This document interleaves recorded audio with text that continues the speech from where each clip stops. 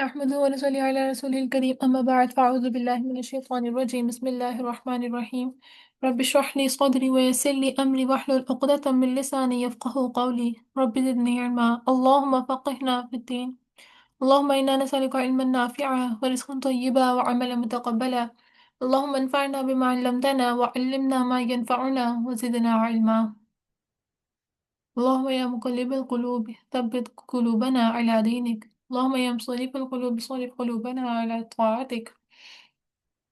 سورہ بقرہ ایت نمبر 269 سے کل ہم نے اس کو تھوڑا سا ڈسکس کیا تھا بٹ اس میں تھوڑی سی مزید آج ایڈیشن کریں گے اس لیے اگین یہ اسٹارٹ کرتے ہیں. بسم اللہ الرحمن الرحیم. يؤتي الحكمة من يشاء ومن يؤت الحكمة فقد أوتي خيرا كثيرا وما يذكر إلا أولو الألباب وما أنفقتم من نفقة أو نذرتم من نذر فإن الله يعلمه وما للظالمين من أنصار إن تبدوا الصدقات فنعما هي وإن تخفوها وتؤتوها الفقراء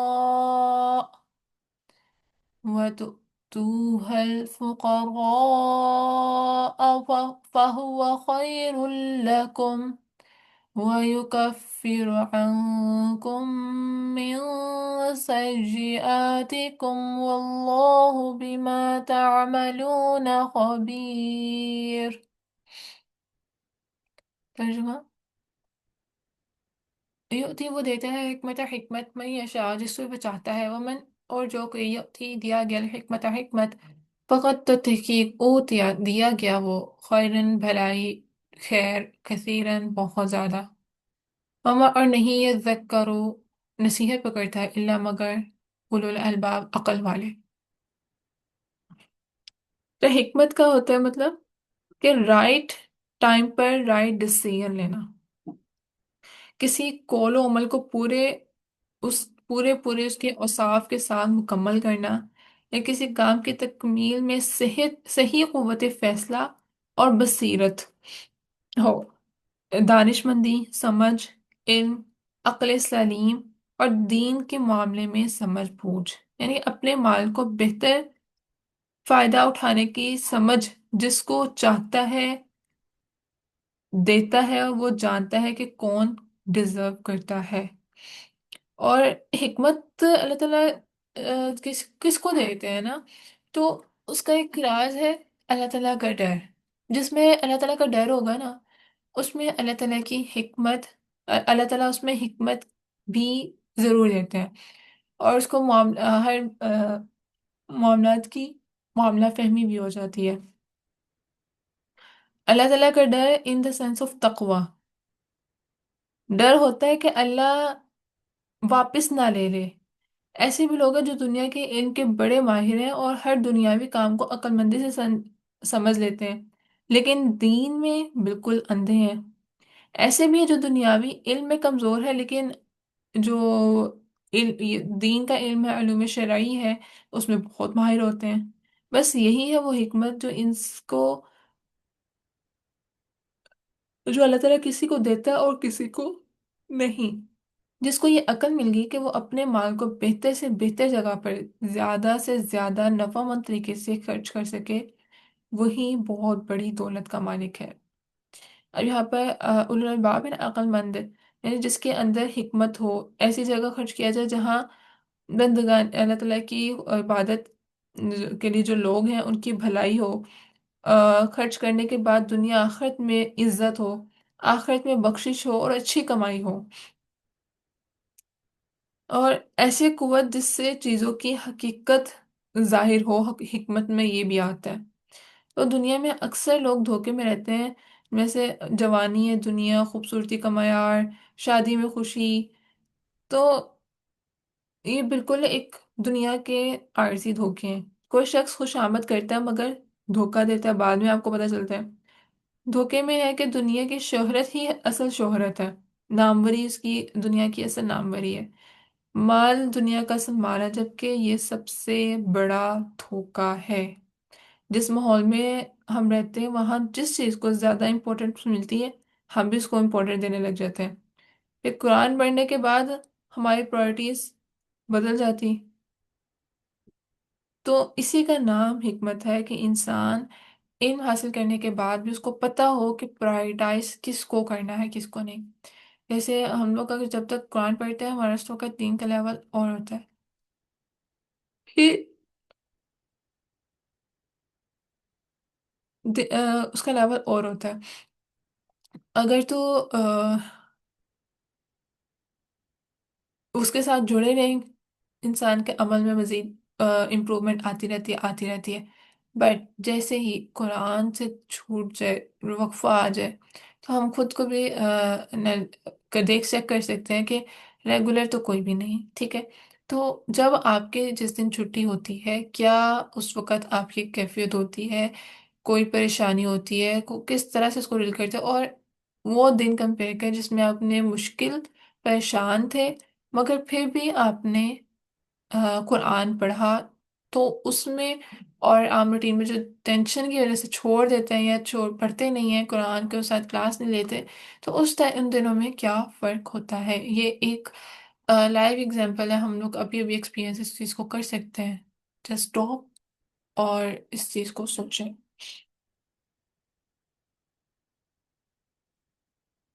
حدیث کا مفہوم ہے جس کے ساتھ بھلائی کا ارادہ کرتا ہے اللہ تعالیٰ اس کو دین کی سمجھ عطا کرتا ہے۔ تو یہاں پر ہم بیٹھے ہیں نا، ہم پڑھ رہے ہیں، اس کی اس قدر قدر و قیمت ہے، ایک اللہ تعالیٰ کی طرف سے چنے ہوئے ہیں، کیونکہ اللہ تعالیٰ نے بھلائی کا ارادہ جس کے ساتھ کرتے ہیں صرف اسی کو دین کی سمجھ دیتا ہے۔ اللہ تعالیٰ ہمارے ساتھ خیر کا ارادہ رکھتے ہیں، اور جس کے ساتھ اللہ تعالیٰ کی خیر جڑ جائے اس کو اللہ تعالیٰ کی رحمت سے کون روک سکتا ہے؟ اللہ تعالیٰ اس کو جنت سے اس کو لے جانے سے کون اس کو روک سکتا ہے؟ تو اگر ہم اللہ تعالیٰ کی اس دی ہوئی نعمت کا فائدہ اچھے سے نہیں اٹھائیں گے، جو اللہ تعالیٰ نے ہمیں خیر دی، چنا ہمیں، ہم اس کو اگنور کر دیں گے، اس کو نہیں وہ کر دیں گے، تو اللہ تعالیٰ جو دینے پہ قادر ہے وہ چھیننے پر بھی قادر ہے۔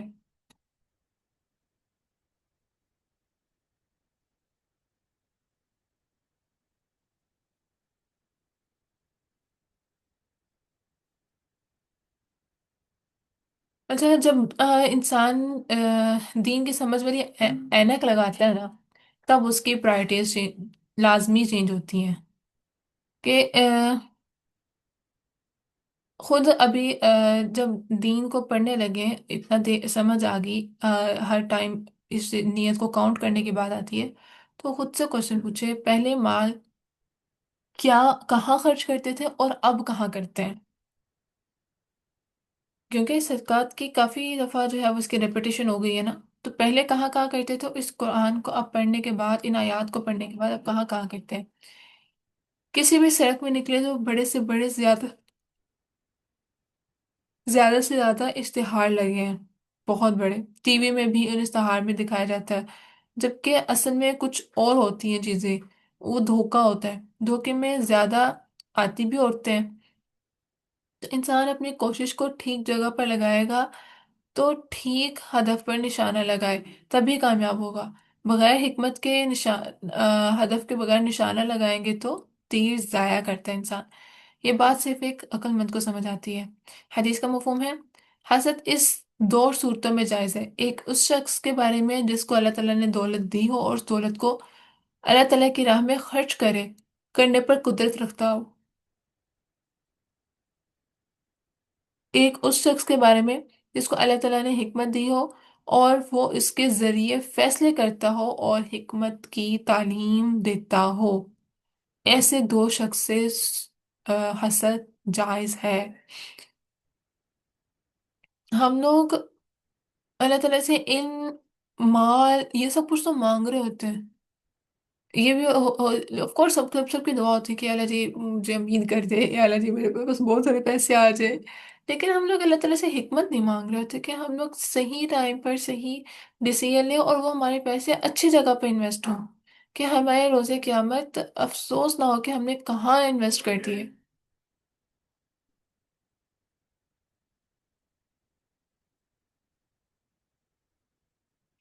अच्छा, फिर आगे आता है, इन अगर तुम जाहिर करो सदाक़ात सदक़ात फ़निअमा, तो क्या ही अच्छा है या वो।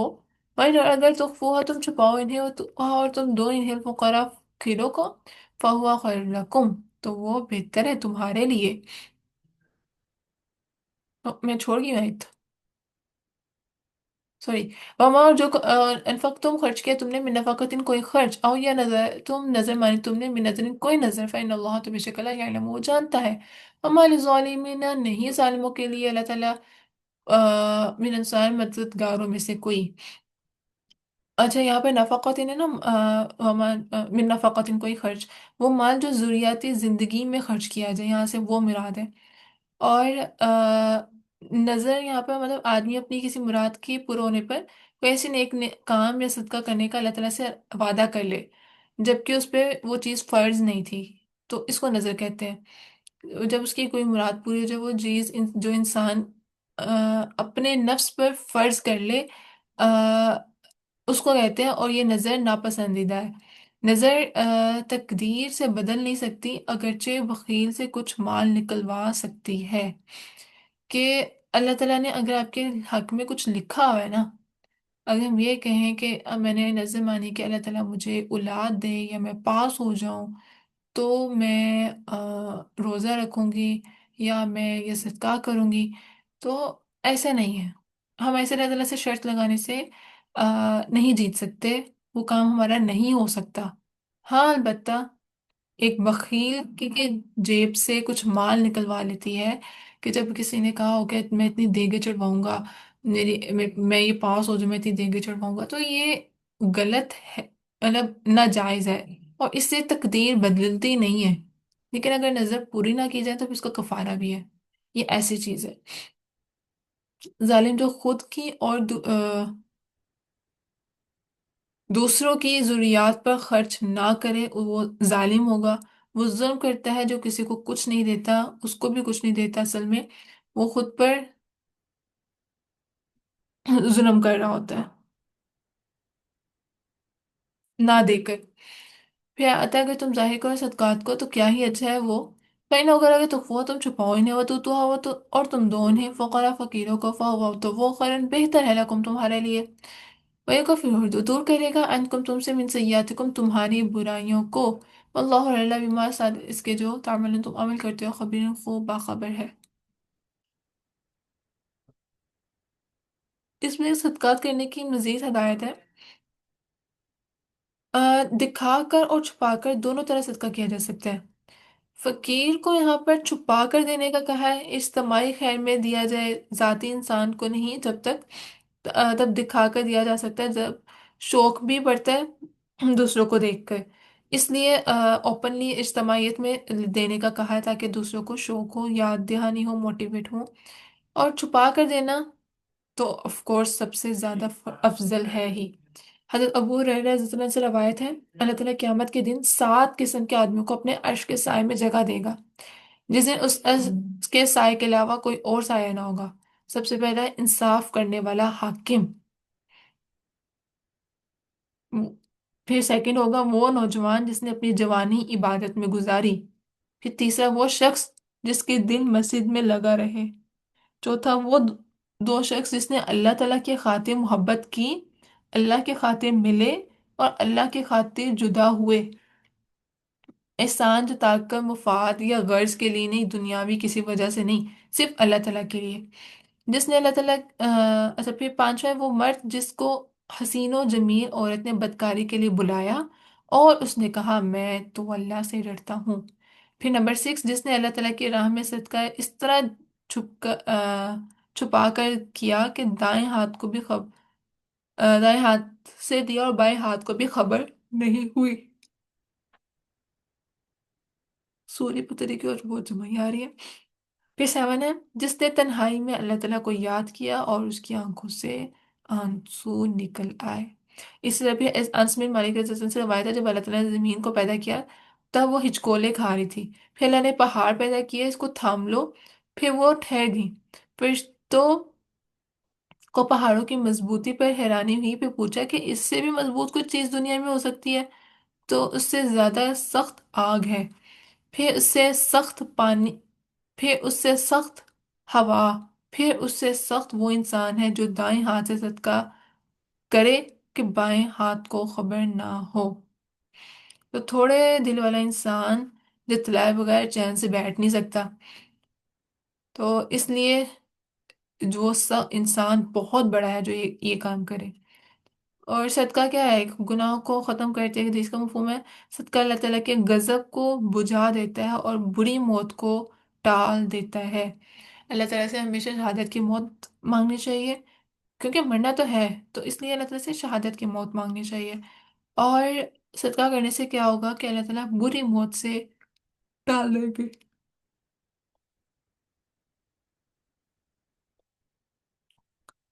اس میں آیت میں کیا ہے؟ تم چھپا کر دو، ظاہر کر کے دو، وہ جانتا ہے جس کے لیے بھی دیا جا رہا ہے۔ جس کو دکھا کر دینے کے کریز ہو، وہ یہ نہ سمجھ لے کہ اللہ تعالیٰ نے دیکھ لیا اور کسی کو دکھانے کی ضرورت نہیں،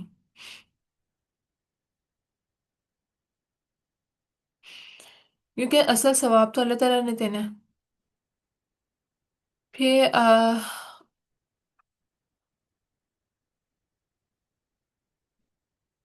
باقی اس کا آگے کل کنٹینیو کریں گے۔ اس کی تلاوت چلاتے ترجمے پہ غور کرنا ہے نہیں۔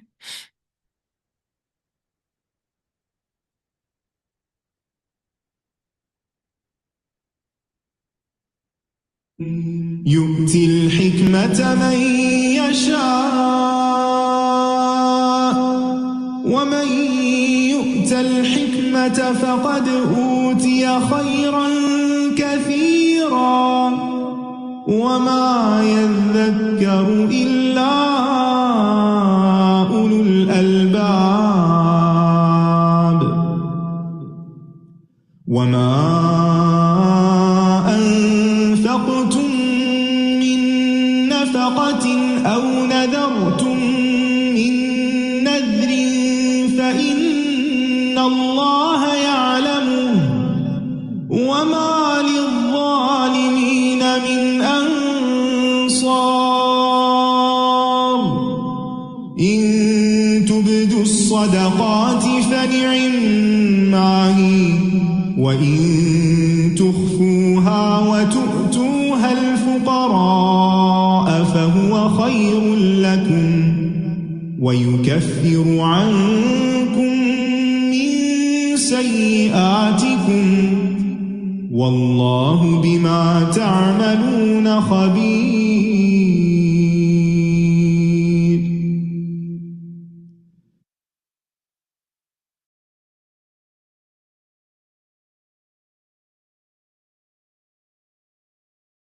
مائک میوٹ تھا۔